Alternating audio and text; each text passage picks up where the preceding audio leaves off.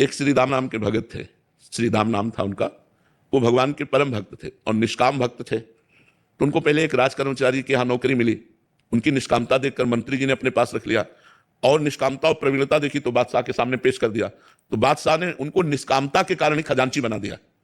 अब वो इतने दयालु हृदय के थे, विश्वास की बात कहता हूं, इतने दयालु हृदय के थे कि जैसे कोई आया और कहा श्रीराम जी हमारी बेटी का ब्याह है, तो खजाने से चुपचाप रुपया लेके दे देते।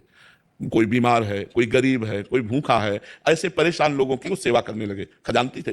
और ये बात काजी को पता चली तो वैसे ही वो जलता था कि कितने उच्च कोटि के पद पर बैठ गया। उसने तुरंत बादशाह से शिकायत की कि श्रीराम आपके खजाने को आपकी बिना अनुमति के लोगों को बांट रहा है। उनको बुलाया गया तो अब झूठ तो बोलेंगे नहीं, तो उनका हुजूर हम किसी को दुखी नहीं देख सकते, इसलिए तो उनका अनुमति लेनी चाहिए। बात तो सही है, अनुमति लेनी चाहिए। तो आप अपराधी हो ना, अनुमति तो नहीं ली। तो उनका तो काजी से कहा तुम इसकी दंड विधान करो। तो उनका फांसी की सजा, वो तो जल ही रहा था, तुरंत फांसी की सजा। उनको विश्वास था भगवान परम मंगल भवन है, अमंगल होने ही नहीं दे सकते। अब बादशाह की तरफ से फांसी की सजा पास हो गई और उनको हथकड़ी बेड़ियों से जकड़ लिया गया और बद के स्थान के लिए ले जाने के लिए पहले उनको घुमाया गया बाजार से होते हुए कि अपराधी, इन्होंने ये अपराध किया इसलिए इनको फांसी की सजा। इधर उनको ले गए, इधर जो है एक झोली टांगे हुए श्याम वर्ण का 14 वर्ष का बालक आकर खड़ा हुआ और कहा सलाम हुजूर।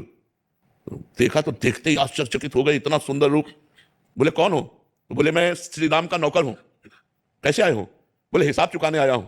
खजाने का तुम्हारा जो भी चला गया है, और ऐसे झोली पलटाई तो वो दिव्य हीरे कि एक हीरे की कीमत उसके खजाना पूरा नहीं, कहा सब रख लो और तुरंत मेरे मालिक को छोड़ दो। उसके होश खराब हो गए, नौकर में इतनी सामर्थ। अब तुम्हारा नाम क्या है? उन्होंने कहा बिट्ठू। और इधर उनसे पूछा गया कि अब आखिरी तुम्हारी इच्छा क्या है? तो महाराष्ट्र में विट्ठल भगवान है, उनके वो सेवक थे, तो उनका एक बार केवल झांकी करवा दो। इधर हिसाब किताब, उन्होंने उधर कह रहे एक बार झांकी करा दो। तो विट्ठल भगवान के पास गए और कहा राजी हो? इतने में घोड़े से दौड़ते हुए वो आदमी आए राज की और कहा श्रीराम को मुक्त कर दिया जाए। और बादशाह ने तुरंत बुलाया है।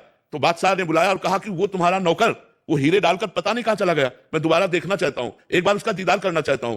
तुम इतने धनी थे, हमें क्या पता कि हम तुम्हारे गुलाम बन सकते हैं, ऐसे हीरे तुम्हारे पास हैं, तुम्हारा नौकर लेकर के आया, तुम पहले क्यों नहीं बताया? तो उनका हुजूर हम आपके ही नौकर हैं, हमारा कोई नौकर नहीं है, आप विश्वास मान। बोले कैसे विश्वास मान? वो कह के गया। बोले क्या नाम बताया? बोले बिट्ठू। अरे बोले महाराज वो हमारे विट्ठल भगवान है, वो हमारे इष्ट है, वो इसलिए तो वो रो पड़ा। उसने कहा एक बार दीदार करा दो। बोले हमारी सामर्थ्य नहीं, वो स्वतंत्र है, अगर वो चाहे तो दर्शन दे सकते। मैं तो विश्वास कि जो मैं धर्म का कार्य कर रहा हूं, भले फांसी मिली है लेकिन भगवान मेरी रक्षा करेगा। तो भगवान ने रक्षा की कि नहीं?